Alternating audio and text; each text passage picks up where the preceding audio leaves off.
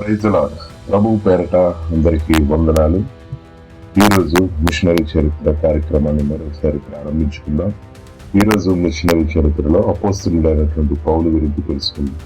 అదేనండి, సౌలు అనబడే పౌలు గురించి తెలుసుకుందాం. ఆయన పుట్టింది తార్సులో. ఆయన బెన్యామీను గోత్రానికి చెందినటువంటి యూదుడే కాక రోమన్ పౌరుడు కూడా. చిన్న వయసులోనే యూదా ధర్మశాస్త్రంలో శిక్షణ పొందినటువంటి వ్యక్తి. యూదులలో ప్రసిద్ధి చెందినటువంటి గురువు గమాలీయుల యొద్ద శిక్షణ పొందాడు. ఇతని వృత్తి కనుక మనం గమనించినట్లయితే బేరాలు కుట్టేవాడు. సౌలు ఒక పరిసేయుడు, యూదుల ధర్మశాస్త్రానికి కట్టుబడి ఉండేటువంటి వ్యక్తి. క్రైస్తవులను శత్రువులుగా భావించి, హింసించి, ఇబ్బంది పెట్టి, కొట్టి, చంపడానికి సైతం కూడా లెక్క చేయనటువంటి వ్యక్తి. స్టీఫెన్ హతసాక్షి సమయంలో ఆయన అక్కడ నిలబడి వారికి యూదులకు మద్దతు ఇచ్చినటువంటి వ్యక్తి. అనేక క్రైస్తవులను బాధించడానికి చట్టం అధికారం పొంది యెరూషలేము నుండి దమస్కుకు బయలుదేరాడు. క్రైస్తవులను హింసించుటకు దమస్కు వెలుచుండగా దమస్కు మార్గ మధ్యములో ఒక్కసారి ఆకాశం నుండి వెలుగు అతని మీద పడి, ప్రభువు, సౌలా సౌలా, నీవెందుకు నన్ను హింసించుచున్నావని దేవుడు తనతో మాట్లాడాడు. ఆ ఘటనతో ఆయన అంధుడయ్యాడు. ప్రభువు శిష్యులైనటువంటి అనన్య అతని ఎద్దకు వచ్చి ప్రార్థన చేయగా చూపు పొందుతున్నాడు. ఇంచుమించు 3 దినములు అంధుడిగా ఉన్నటువంటి సౌలు ఆ తర్వాత పూర్తిగా మారిపోయి క్రీస్తుకు శిష్యులయ్యాడు. ప్రభువు దర్శించిన తర్వాత సౌలు శిష్యులతో పాటు పరిచర్యలో సాగాడు. కానీ యూదులు అతన్ని చంపాలని చూశారు.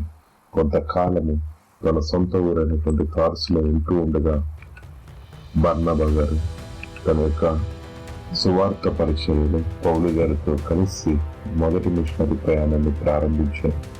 ఈ మొదటి మిషనరీ ప్రయాణము లుకేనియా, లిస్త్రా మీదుగా దర్బే మీదుగా సాగింది.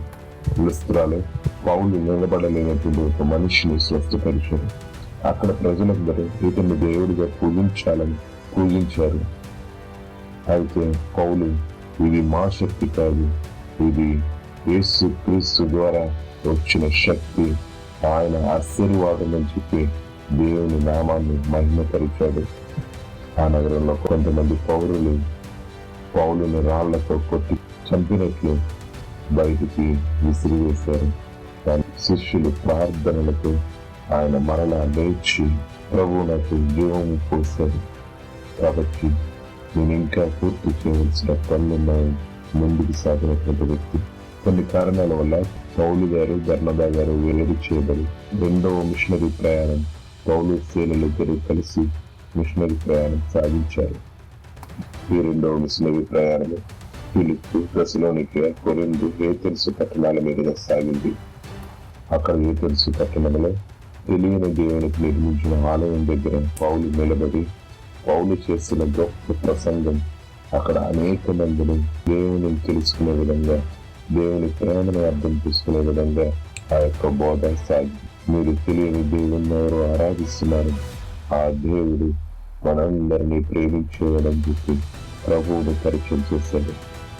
అటు తర్వాత 3వ ప్రయాణం ఎఫెసు, మాసిదోనియా, యెరూషలేము గుండా సాగింది. ఎఫెసు ప్రజలు మంత్రిక విద్యలను ఎక్కువగా అనుసరించేవారు.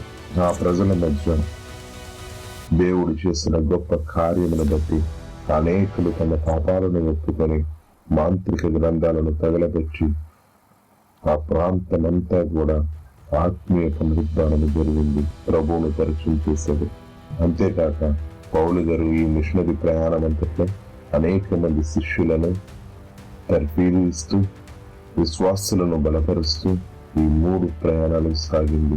అయితే ఎఫెసులో పెద్దలు వీడుకోలు చెప్పేటప్పుడు అందరూ కన్నీళ్లు పెట్టుకుని పౌలు యొక్క సేవను, పౌలు యొక్క ప్రేమను వారు మర్చిపోలేదు. పౌలు, ఇంక నేను మిమ్మల్ని మరొకసారి కలవలేకపోవచ్చేమో అని తెలియపరిచాడు అని చెప్పి యెరూషలేముకు ప్రయాణం సాగింది. యెరూషలేములో పరిశుద్ధాత్మ ద్వారా అక్కడ జరిగేటువంటి సంఘటనలు పౌలు గారికి తెలియపరిచినప్పటికీ కూడా పౌలు ముందుకు సాగాడు. పౌలు ఎరుషలేములో బోధిస్తూ ఉన్నప్పుడు జన సమూహము, రోమన్ సైనికులు కలిసి అతన్ని అరెస్ట్ చేశారు. చాలా కాలం విచారించిన తర్వాత పౌలు రోమన్ పౌరుడు కావడం వల్ల అతన్ని రోముకు తీసుకువెళ్లాలని నౌకలో ఎక్కించి ప్రయాణం సాగిస్తూ ఉండగా నౌక తుఫాను వల్ల విధ్వంసం జరిగింది. దేవుని రక్షణతో అందరూ బ్రతికారు. పౌలు ఆ యొక్క ద్వీపమును కట్టలేరుచుండగా పాము కాటు వేసిన అతనికి ఏమీ కాలేదు. అక్కడున్న ప్రజలందరూ ఆశ్చర్యానికి గురై అక్కడ దేవుని మహిమపరిచారు. రోమ్లో చాలా కాలము గృహ నిర్బంధంలో ఉన్నప్పటికీ పౌలు చివరి రోజుల వరకు సువార్తను బోధించాడు.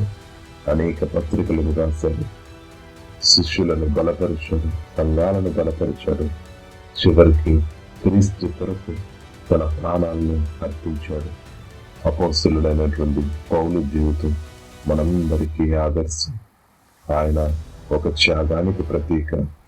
ముందుగా చూసినట్లయితే క్రైస్తవ్యాన్ని వ్యతిరేకించి, క్రైస్తవ్యాన్ని హింసించి, క్రైస్తవ్యాన్ని దూషించినటువంటి వ్యక్తి తర్వాత ప్రభు దర్శనము పొందిన తర్వాత ధైర్యంగాను విశ్వాసముతోను త్యాగానికి ప్రతీకగా నిలబడి ఆయన మనకు ఒక ఆదర్శమయ్యాడు.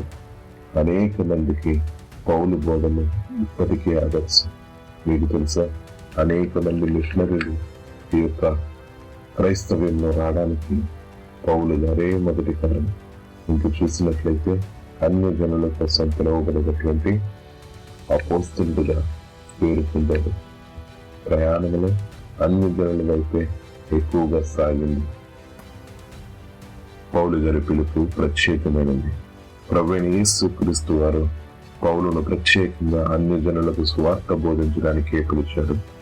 దమస్కు మార్గములో జరిగిన తర్వాత ఈ మనిషి నా పేరు అన్య జనుల ఎడల, రాజుల ఎడల, ఇశ్రాయేలు సంతానమును ఎత్తి చూపుటకు నాకు ఎన్నికైనటువంటి పాత్ర అని అపోస్తల కార్యము 9వ అధ్యాయం 15వ వచనంలో రాయబడి ఉంది. ఈయన మొదటి మిషనరీ. అనేక మంది మిషనరీలకు ఈయనే ఆదర్శం. ఈయన 3 మిషనరీ ప్రయాణంలో యూదులకు కాక యూదుల బయట ఉన్న ప్రాంతము, గ్రీకు, రోమియులకు, అన్ని జనులు నివసించే నగరాలలో ఈయన ప్రయాణం సాగింది. మనం గనక గమనించినట్లయితే పౌలు బోధనల్లో ప్రధాన సత్యం ఏంటంటే యూదుడికైనను గ్రీకు దేశస్థుడికైనను మనమందరము క్రీస్తులో ఒకటే అన్న బోధ ప్రతి జాతికి ఉందని స్పష్టంగా చేశారు. ఆయన రాసిన పత్రికలు అనేకము అన్య జనుల సంఘాలు పంపబడ్డాయి. ఉదాహరణకు రోమేయులకు, కొరింథీయులకు, గలతీయులకు ఈ రాసినటువంటి ప్రతి పత్రిక అన్య జన సంఘాలు విశ్వాసములకు పునాది వేయబడ్డాయి. ఈరోజు అనేక మంది సౌలులు ఉన్నప్పటికీ వాళ్ళు కూడా పౌలు వలె మారి సువార్త ప్రకటన చేయుటకు వారందరిని బట్టి ప్రార్థిద్దాం. మీకు ఎదురైన సౌలు వంటి వారెవరైనా వారిని బట్టి ప్రార్థన చేద్దాం. ఈ దేవుడే వారిని దర్శించి పౌలు వలె వాడుకుంటారు. కాబట్టి ప్రార్థన చేద్దాం, ముందుకు సాగుదాం, ప్రభు రాజ్యాన్ని స్థాపిద్దాం. దేవుడు మిమ్మల్ని దీవించి ఆశీర్వదించుగాక. వీలైతే అనేక మందికి ఈ యొక్క సువార్తను ఫార్వర్డ్ చేయడానికి దేవుడు మీకు కృప చూపును గాక. ఆమేన్.